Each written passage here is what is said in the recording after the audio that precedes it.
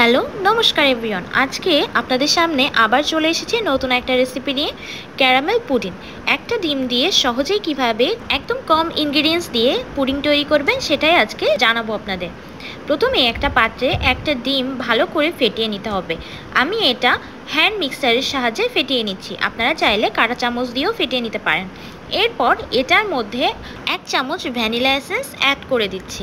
Vanilla essence দিলে ডিমের মধ্যে যে গন্ধটা সেটা আর থাকবে না, খেতেও ভালো লাগবে, খাওয়ার সময়ও ভালো একটা স্মেল পাওয়া যাবে। তবে খেয়াল রাখতে হবে পুডিংয়ের মিক্সচারটা যেন ভালো করে ফেটিয়ে নেওয়া হয়। এখন এটার মধ্যে 1 কাপ পরিমাণ দুধ অ্যাড করে দিচ্ছি।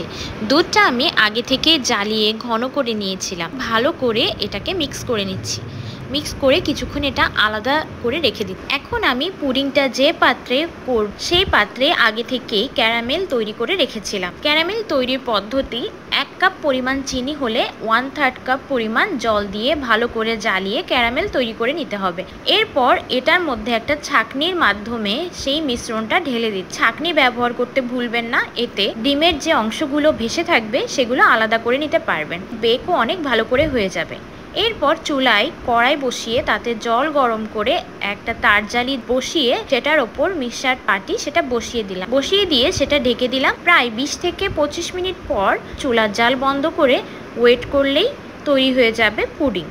একটা ডিম দিয়ে খুব সহজেই এভাবে পুডিং তৈরি করে নিতে পারেন। এটা খেতেও কিন্তু অনেক মজার, এটা বাচ্চাদেরও খেতে অনেক ভালো লাগবে, আর বড়দের তো অবশ্যই ভালো লাগবে। তো জানাবেন কেমন লাগলো আপনাদের রেসিপি, আর ঘরে নিশ্চয়ই ট্রাই করবেন।